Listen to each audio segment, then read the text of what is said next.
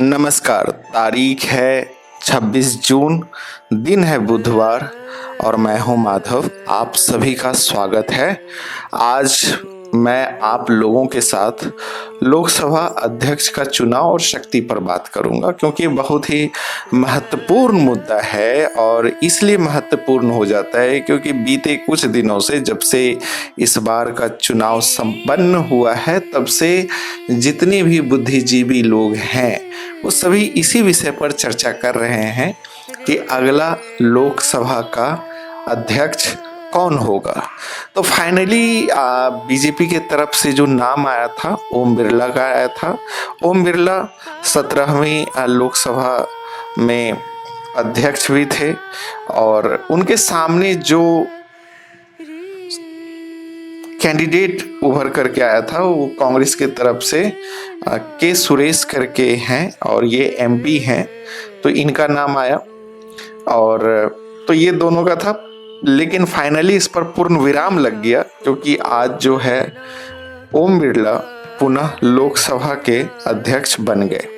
तो 18वीं लोकसभा अध्यक्ष पद में जो मुकाबला था एक तरीके से एनडीए और इंडिया में, तो उसमें फाइनल हो गया कि अब ओम बिरला अध्यक्ष बन गए हैं और उन्होंने पदभार भी ग्रहण कर लिया। और उसके बाद जो है प्रधानमंत्री नरेंद्र मोदी ने, राहुल गांधी ने, अखिलेश यादव ने और टीएमसी के नेता ने, जितने भी अन्य दल हैं, छोटे दल बड़े दल, सभी ने उनको बधाइयाँ दी और बहुत सारी बातों पर उनके साथ एक तरीके से उनका ध्यान भी उनका दिलाया कि आप बने हैं तो आपके क्या क्या करना चाहिए वगैरह। इस बीच जो है एक शिरोमणि अकाली दल से जो नेता हैं, सांसद हैं, उनके बयान पर ओम बिरला ने उनको टोक भी दिया था। तो ये सब हुआ आज, लेकिन जो मुद्दा मेन था कि चुनाव जो है संपन्न हो गया और एक तरीके से आज जा कर के जो पूर्ण विराम पूरे इस पर लग गया है फिलहाल के लिए। अब सरकार आगे काम करेगी और अध्यक्ष की जो भूमिका होती है उसके बारे में हमें समझना चाहिए कि आखिर इतना जो इस पर विचार विमर्श हो रहा था कि टीडीपी के होंगे, जदयू के होंगे, और अगर टीडीपी कोई कैंडिडेट खड़ा करेगा तो जदयू जो है और दूसरी जो इंडिया ब्लॉक जो है वो भी उसका समर्थन करेगी वगैरह। खूब सारी अटकलें चली, खूब ज़्यादा जो है इस पर बातें हुई, लेकिन निकल करके कुछ ज़्यादा नहीं आया। यही आया कि ऐसा लग रहा था पार्लियामेंट को देख करके कि सब कुछ पिछले जैसा ही है और कुछ इसमें बदलाव हुआ ही नहीं। बस बदलाव तो ये हुआ कि राहुल गांधी, जो कि पिछली बार कांग्रेस पार्टी की जो सीट जो थी वो कम थी, इस बार ज़्यादा आ गई। तो एक तरीके से जो कांग्रेस में जो एक जो बात जो थी कि सभी मान रहे थे कांग्रेस मुक्त भारत, तो ऐसा हुआ नहीं। अब कांग्रेस मुक्त भारत ना हो करके अब विपक्ष के साथ भारत आगे बढ़ रहा है। तो ये सब बातें आपको देखने को आज पार्लियामेंट में मिला। अब बात होती है कि ये जो पूरा का पूरा ये चुनाव पर इतना बहस क्यों हो रहा था। तो बहस इसलिए हो रहा था, अमूमन ये होता है कि जब भी कोई नाम सुझाव आता है तो जो पक्ष और विपक्ष के जो नेता हैं वो आपस में ही बातचीत करके एक नाम पर सभी लोग राजी हो जाते हैं और ध्वनि मत से पारित होकर के उनको लोकसभा का अध्यक्ष बना दिया जाता है। लेकिन इस बार ऐसा हुआ नहीं। इस बार जो कांग्रेस जो है उन्होंने अपना एक कैंडिडेट लाया, जिसके वजह से ये पूरा का पूरा जो खबर है ये एकदम न्यूज में छा गया। तो ये सभी आपको पता ही होगा, बहुत सारे इस पर बातचीत हो सकती है और मैंने कुछ बातें आपके लिए लेकर के आई है। और ये भी न्यूज़पेपर से का जो कतरन है, कुछ हिंदू से, द हिंदू से, कुछ इंडियन एक्सप्रेस से, तो कुछ बीबीसी हिंदी से, सब जगह से जो पढ़ करके थोड़ा सा अपना एक कॉन्सेप्ट नोट बनाया और आप लोगों के साथ साझा कर रहा हूँ। बस इतना ही है। अगर उम्मीद करता हूँ कि आपको ये बात पसंद आ जाएगी तो मुझे बहुत अच्छा लगेगा। तो आपको पता होगा कि 1952 की जो पहले लोकसभा चुनाव में अध्यक्ष पद के लिए चुनाव हुआ था सबसे पहले, तब जो है एक गणेश वासुदेव मावलंकर थे, जिनको जीवी मावलंकर भी कहा जाता था, और ये कांग्रेस पार्टी से थे। इनको 394 वोट मिला था। जबकि इनके खिलाफ जैसे आज जो है के सुरेश लड़े थे, तो उस समय शांताराम मोरे लड़े थे, इनको 55 वोट मिला था। और इनको इसलिए मिला था क्योंकि इनको जो है वामपंथी दलों का समर्थन प्राप्त था। और शांताराम मोरे जो है peasants and worker party of India के नेता थे। ठीक है, तो ये पार्टी का भी नाम आप थोड़ा सा याद रखिएगा कि इसके कभी कोई नेता ने लोकसभा के अध्यक्ष पद के लिए चुनाव लड़ा था, उनको 55 वोट मिला था। आगे बढ़ जाते हैं। इसके बाद जो है एक जो 1967 में चौथी लोकसभा में कांग्रेस नेता जो थे नीलम संजीव रेड्डी, जो आगे चल करके क्या हुए थे, राष्ट्रपति भी बने थे ना, इनके बारे में आप कमेंट बना करके बताना कि ये कौन से मतलब भारत के राष्ट्रपति में इनका जो संख्या है कितना है। इनका मुकाबला जो है वो टेंटी विश्वनाथन से हुआ था। जैसे आज के सुरेश वर्सेस ओम बिरला, तो नीलम संजीव रेड्डी वर्सेस टेंटी विश्वनाथन। कब का? 1967, और ये चौथा लोकसभा का चुनाव था। और पहला में आपको बता दिए तो दूसरा और तीसरा में कुछ नहीं हुआ, चौथा में फिर हुआ। टेंटी विश्वनाथन की जो उम्मीदवारी का जो समर्थन होता है ना, कि आपको कौन दे रहा है, आपको वोट कहाँ से आएगा, तो उस समय के जो नेता थे, सांसद थे अटल बिहारी वाजपेयी जी, और बाद में ये भारत के प्रधानमंत्री भी बने, तो इसलिए पूर्व प्रधानमंत्री स्वर्गीय अटल बिहारी वाजपेयी ने इनको समर्थन दिया था, और उस समय सांसद थे। और रेड्डी को महत्वपूर्ण बात है कि नीलम संजीव रेड्डी को 278 मिला, जबकि विश्वनाथन को जो है 207 मिला, टेंटी विश्वनाथन को। तो ये अच्छी बात है। अगर आप पहला की तुलना में देखोगे तो यहाँ वोट का जो है अंतर बहुत बड़ा है। मतलब जो विपक्ष में था उसको भी 207 मिला था। तो विपक्ष की जो क्षमता का जो एक प्रदर्शन होना एक अच्छी बात है। और जो आज भी हुआ, तो ये जरूरी नहीं है, मुझे पता है कि मैं हार जाऊंगा, लेकिन हारने की बात नहीं है, बात ये है कि आवाज उठाने की बात है। तो ये बात जो है एक मैसेज कन्वे करना था पूरे इंडिया को, पूरे वर्ल्ड को, कि देखो विपक्ष जो है पिछले दो जो लोकसभा चुनाव की तुलना में इस बार बहुत मजबूत है, और इसी मजबूती के लिए हमने अपना कैंडिडेट दिया, और उन्हें भी पता था कि क्या परिस्थितियां बनेगी, लेकिन इसके बावजूद भी ये हुआ। तो ये पहले भी हुआ है, और पहले आज भारतीय जनता पार्टी पावर में है, पहले वो अपोजिशन में रही है, तो उस समय के जो इनके जो लीडर रहे, इन्होंने भी यही किया जो आज राहुल गांधी ने किया। तो इतिहास जो है वो रिपीट होता है, कुछ ऐसा नहीं हुआ कि जो इसके पहले भारत के इतिहास में हुआ ही ना हो। ठीक है, तो ये सब जो है मीडिया में जिस तरीके से बयानबाजियां चली, तो आपके ऊपर है आप इसे कैसे लेते हो, लेकिन चीज़ें रिपीट होती है और एक प्रोसेस से होती है। ऐसा नहीं है कि अगर कांग्रेस ने अपने कैंडिडेट को खड़ा किया तो कोई बहुत बड़ा जुर्म कर दिया, ऐसा भी नहीं है। तो ये अच्छा है, एक हेल्दी हुआ। अब सबसे बड़ी बात यह है कि जो वर्तमान लोकसभा अध्यक्ष हैं उन्हें भी अच्छा लगेगा ना कि हमारा एक कंपटीटर रहा, हमारे अगेंस्ट रहा, तो मैं थोड़ा जीत करके आया हूँ, अच्छी बात है।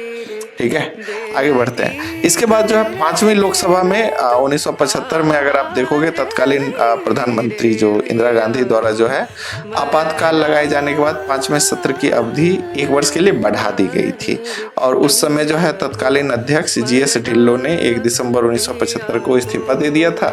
अब इस पर हम बात करेंगे कि आखिर ये इस्तीफा दिया किसको जाता है, क्योंकि परिप्रेक्ष्य जो है पूरा का पूरा लोकसभा के अध्यक्ष पद का है। तो यहाँ पर पहली बार जो है जीएस ढिल्लों ने इस्तीफा दिया था, तो ये आपको याद रखना चाहिए और ये थोड़ा मजेदार हो जाएगा। अब आगे बात करेंगे कि जो राष्ट्रपति जो है लोकसभा अध्यक्ष के चुनाव की तारीख निर्धारित करता है। अब इस पे सवाल हो सकता है, कोई आपसे पूछ दे कि लोकसभा के अध्यक्ष की तारीख जो है संसदीय कार्य मंत्री करते हैं, संसदीय जो मान के चलो प्रधानमंत्री करते हैं, कुछ भी एक स्टेटमेंट दे दिया, तो ये सब गलत हो जाएगा। सिर्फ और सिर्फ जो लोकसभा अध्यक्ष के चुनाव की तारीख का जो निर्धारण है वो माननीय राष्ट्रपति जी द्वारा किया जाता है। ठीक है, इतना याद रखना। अब ये जो पद है लोकसभा के अध्यक्ष का, तो ये थोड़ा जीवन काल मतलब क्या होता है, यहाँ पे सीधी सी बात है, हर चीज का एक संदर्भ है कि आप जब पिछली बार मान के चलो ओम बिरला जी थे 17वीं में, तो वो अभी भी थे जब तक कि अगला जो है एक तैयार ना हो जाए। ठीक है, तो उसके पहले उनको मतलब ये अध्यक्ष पद से हटना पड़ेगा। और इसमें क्या क्या आता है, कैसे ये समाप्त हो जाता है, तो ये चीजें आपको थोड़ा समझना पड़ेगा। कैसे किसी की सदस्यता चली जाती है यदि वह सदन का सदस्य नहीं रहता है। मान के चलो कि जैसे कोई राज्यसभा का सदस्य जो है वो है और उसके बाद जो है और वो लोकसभा का अध्यक्ष है, तो राज्यसभा का जो चुनाव है आपको पता है कि कभी राज्यसभा भंग नहीं होती है, हर चीज के साथ एक लॉजिक जुड़ा हुआ है। तो उसका सदस्य का भी जो टेन्योर है अभी है, तो वो तो एक संसद रहेगा ही, तो इस हिसाब से ये सारी चीजें चलती है। अब अगर जैसे यहाँ पर आपने देखा था कि चौथे में जो क्या नाम था उनका, जीएस ढिल्लो, तो जीएस ढिल्लो ने जैसे अपना पद छोड़ा होगा तो किसे दिया होगा, वो दिया होगा जैसे कि उपाध्यक्ष जो होता है, जो डिप्टी स्पीकर जो होता है, उसको हस्ताक्षर सहित लेख द्वारा अपना त्यागपत्र दे देता है। और इसके अलावा जो है दो तरीके से बात हो गई। पहला कि अगर उसकी सदस्यता चली जाए, वो लोकसभा का है, लोकसभा का जो चुनाव है वही समाप्त हो गया, मतलब मान के चलो वही टेन्योर ओवर हो गया, तो वो तो ऐसे ही नहीं रह पाएंगे। अब जो है इसके अलावा भी कुछ पावर हैं, जो सांसद में जो मेंबर्स हैं पार्लियामेंट में, उनके पास भी पावर है कि एक ऐसा प्रस्ताव वो पास कर दे जिसके तहत जो है इनको हटाया जा सकता है, लेकिन इसकी सूचना जो है 14 दिन पहले देनी होगी। अब इसमें भी एक शर्त है, बड़ा तगड़ा शर्त है, इसको बड़ा ध्यान से सुनिएगा कि जब तक ये मामला विचाराधीन है, फाइनल नहीं हो जाता है, तब तक जो व्यक्ति अध्यक्ष है वो वहाँ चेयर नहीं करेगा और चेयर नहीं करेगा, लेकिन इसके बावजूद भी अभी उसको अध्यक्ष पद से हटाने की बात हो रही है। लेकिन सांसद की जो सदस्यता है वो उसकी बनी हुई है ना, तो जब बनी हुई है तो उसका जो एक पावर होता है, जो एमपी जो आपका पावर है वो बना रहेगा। लेकिन कई बार क्या होता है, अगर आप एमपी ही नहीं है तो आप फिर पीठासीन या लोकसभा के अध्यक्ष कैसे रह सकते हैं। अगर मान के चलो एक उदाहरण से इसे हम समझते हैं कि जैसे राहुल गांधी जी की जो सदस्यता है वो ये कोर्ट ने फैसला सुनाया, 2 साल से अधिक का हो गया तो उनका चला गया था। अब उस दौरान अगर मान के चलो, एक उदाहरण दे रहा हूँ, किसी व्यक्ति के मतलब सदस्यता चली गई, तो जब आप सांसद ही नहीं रहे तो इसके बाद आप अध्यक्ष कैसे रह सकते हैं। ऐसा रेयरली होता है, पर अगर हुआ है तो आपको इस पे सोचना पड़ेगा। तो जो बेसिक है, जड़ है, तभी तो आप उस पे छत बना के रखे हैं ना, तो जड़ ये है कि आपको सांसद होना पड़ेगा, तभी जाकर के ये सब पद आप मतलब बने रह सकते हैं, ठीक है। लेकिन इस स्थिति में क्या होगा कि मान के चलो अभी जो एक लोकसभा के अध्यक्ष को ना जो सबसे ज्यादा पावर होता है वोटिंग का पावर होता है, और वोटिंग का तब जब टकराहट की स्थिति बन जाए, तो ऐसे में वो अपना इस पावर का भी यूज नहीं कर पाएगा। और एक चीज और है कि जब लोकसभा के जो अध्यक्ष जो हैं, जब लोकसभा विघटित होती है तो अपना पद नहीं छोड़ता है, लोकसभा की बैठक तक जो है अपना पद धारण करता है। जो अगली बैठक है मतलब उसमें वो छोड़ेगा, तब जाकर किसी और को बनाया जाता है। और वो इस बार किसको बनाया गया था एक दिन के लिए, वो आप कमेंट करके बताना। अध्यक्ष लोकसभा एवं उसके प्रतिनिधियों का मुखिया होता है, ठीक है, और वह सदस्यों की शक्तियों एवं विशेषाधिकार जो होते हैं उसका अभिभावक भी होता है, मतलब गार्जियन होता है पार्लियामेंट में जो लोकसभा जो है। और वह सदन का मुख्य प्रवक्ता होता है, उनके ऊपर वहाँ पर कुछ नहीं है, बहुत इनकी पावर होती है, सबको भैया बात मानना पड़ेगा। अगर नहीं मानोगे, संसद का जो नियम है, उसका जो मर्यादा है, उसका उल्लंघन करोगे तो आपकी संसदीय सदस्यता रद्द भी की जा सकती है और आप बाहर भी निकाले जा सकते हैं, कभी एक सत्र के लिए, कभी पूरे सत्र के लिए, कभी आप समझ लो। अतः वह एक तरीके से पीठासीन अधिकारी नहीं, काफी पावरफुल पोस्ट है, आपके सामने यहाँ पर लिखा हुआ है तो आप इसको देख सकते हो, ठीक है। अब जो है यह 3 तरीके से अपना मतलब पावर इनको मिलता है। एक तो है भारत के संविधान में इस पद का उल्लेख है, दूसरा है लोकसभा की प्रक्रिया तथा कार्य संचालन नियम, और तीसरा जो है संसदीय परंपराओं से अपनी शक्ति को प्राप्त करते हैं, इसलिए काफी पावरफुल हो जाते हैं। अब संसद की कार्यवाही एवं संचालन के लिए वह नियम एवं विधि का निर्वहन भी करते हैं, यह उसका प्राथमिक कर्तव्य है कि कोई भी चीज होगा तो भैया पहले लोकसभा के अध्यक्ष, सदन के भीतर वह संविधान, लोकसभा की प्रक्रिया तथा कार्य संचालन नियम तथा संसदीय पूर्वावधारणों का अंतिम व्याख्याकार हो जाता है। एक तरीके से लेक्चर है, जो बोल दिए वही है। अध्यक्ष का यह कर्तव्य है कि गणपूर्ति कोरम जो है के अभाव में सदन को स्थगित कर दे। यानी कि अगर संसद में मतलब सदस्य नहीं है तो संसद 10वां भाग जो है अगर उतना भी नहीं है तो उनको उसको मतलब बंद कर देना चाहिए, मतलब उस दिन स्थगित कर देना चाहिए। एक चीज और है जो मैं पहले भी बात कर चुका हूं कि सामान्य स्थिति में जो है लोकसभा के अध्यक्ष अपना वोट नहीं देते हैं, लेकिन बराबरी की स्थिति में यानी कि 1:1 हो जाए, मतलब दोनों पक्ष विपक्ष बराबर हो जाए तो अपने वोट से वो गेम को चेंज कर सकते हैं। दूसरे शब्दों में किसी मुद्दों पर मतलब समान रूप से विभाजित हो तो मत का प्रयोग कर सकता है। ऐसे मत निर्णायक मत कहा जाता है, तो आपको पता ही है। ठीक है, अध्यक्ष संसद के दोनों सदनों की संयुक्त बैठक की अध्यक्षता करता है। यानी कि अब ओम बिरला जी जो हैं, जो अभी लोकसभा के अध्यक्ष बन चुके हैं, तो ये जो दोनों सदन है, दोनों सदन का मतलब यहाँ क्या हुआ, राज्यसभा और लोकसभा के इसके जो संयुक्त जो ज्वाइंट सेशन होगा उसके चेयरमैन कौन होंगे, लोकसभा के अध्यक्ष होंगे, ना कि राज्यसभा के अध्यक्ष होंगे। राज्यसभा का जो अध्यक्ष है, सभापति जो है, वही देश के उपराष्ट्रपति हैं। तो आपके मन में आ सकता है कि उपराष्ट्रपति होंगे, लेकिन ऐसा होता नहीं है। सदनों के बीच विधेयक पर गतिरोध समाप्त करने के लिए राष्ट्रपति संयुक्त बैठक बुलाता है और ये सारा काम जो है लोकसभा के अध्यक्ष की ही मतलब जिम्मेदारी में आ जाता है। सदन के नेता के आग्रह पर वह गुप्त बैठक भी बुला सकते हैं। सदन के नेता कौन होते हैं ये कमेंट करके बताना। और जैसा कि चूंकि गुप्त बैठक है तो यही जान लीजिए कि काफ़ी इमरजेंसी है, तो इस दौरान जो है मतलब ना तो कोई जा सकता है ना आ सकता है, सारे लोगों को उधर ही है, गैलरी में जाने की इजाज़त नहीं होती। जो अध्यक्ष जिसको परमिशन देगा, मतलब सर्वा अध्यक्ष होता है, अध्यक्ष ही तय करता है कि कौन सा विधेयक जो है धन विधेयक है या नहीं है, उसका अंतिम निर्णय होता है। और आपको पता होना चाहिए कि जो राज्यसभा जो है वहाँ पर धन विधेयक पर सिर्फ चर्चा की जा सकती है, उसको रोक नहीं लगाया जा सकता है। कई बार क्या होता है, जो बहुत ही बिल जो पार्लियामेंट में आया गया था पिछले 2 सत्र में, तो बहुत सारे बिल जो है वो आपका जो धन विधेयक के मतलब रूप में लाया गया, जिस पर चर्चा नहीं हुई, तो इसलिए विपक्ष का हमेशा आरोप रहा। अब 10वीं अनुसूची के तहत एक बात होती है दल बदल। उपबंध के आधार पर अध्यक्ष लोकसभा के किसी सदस्य को निर्हरता के प्रश्न का निपटारा करता है। और एक चीज और है कि जो दल बदल कानून है कि इस दल से उधर चले गए, तो इसमें बहुत ही मैटर करता है अध्यक्ष के पद का। ठीक है, लेकिन एक बात और है कि 1992 में उच्चतम न्यायालय ने कहा कि इस संबंध में अध्यक्ष के निर्णय को न्यायालय में चुनौती दी जा सकती है। तो ऐसा नहीं है कि अध्यक्ष जो है उनके जो निर्णय होगा स्पेशली दल बदल से कानून से संबंधित, तो उसको सुप्रीम कोर्ट में जाकर के जो संसद है वो जाकर के चुनौती दे सकते हैं। वो भारतीय संसदीय समूह के पदेन सभापति के रूप में कार्य करते हैं, जो भारतीय संसद और विश्व के विभिन्न संसदों के बीच एक कड़ी है। जैसे कि यूरोपियन यूनियन का जो पार्लियामेंट है, जर्मनी का पार्लियामेंट है, अलग अलग तरीके से, तो इनके बीच का वही एक सबसे मतलब जोड़ने का काम करते हैं।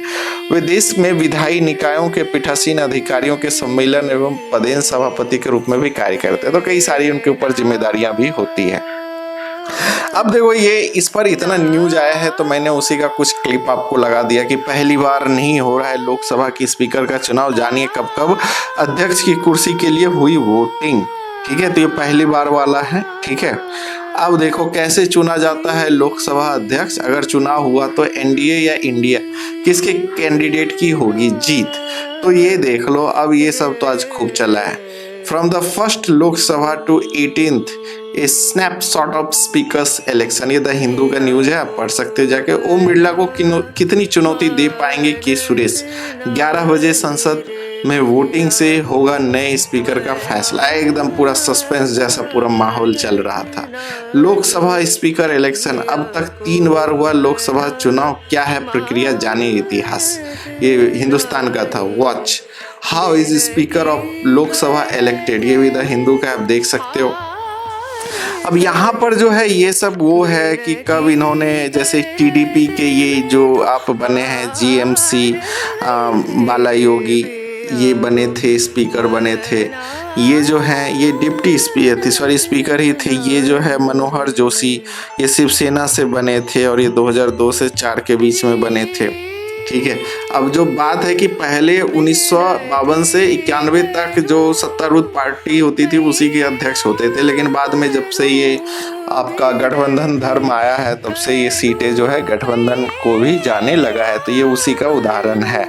अब इसके अलावा जो है बीजेपी के जो है अभी तक 2 अध्यक्ष रहे, और ओम बिरला की जगह अगर कोई तीसरा व्यक्ति आता तो ये खाता एक बढ़ जाता, लेकिन ओम बिरला जी को ही 2 टर्म मिला है तो ये 2 ही रह गया, सुमित्रा महाजन और ओम बिरला। इसके अलावा जो है रवि राय जो है ये जनता दल से रहे हैं और ये भी अध्यक्ष रहे हैं। इसके अलावा कांग्रेस के जो है मीरा कुमार रहे हैं 2009 से 14 तक, पीएस संगमा रहे, और इसके अलावा शिवराज पाटिल ये भी रहे हैं, तो ये कांग्रेस के हो गए। अब डिप्टी स्पीकर पर भी थोड़ा बहुत आप नज़र डाल सकते हो, तो ऐसे ही होता है, ठीक है। और ये डिप्टी स्पीकर का ये सारा स्रोत जो है द हिंदू का है, मैं पहले ही बता देता हूँ, आप वहाँ जाके पढ़ भी सकते हो।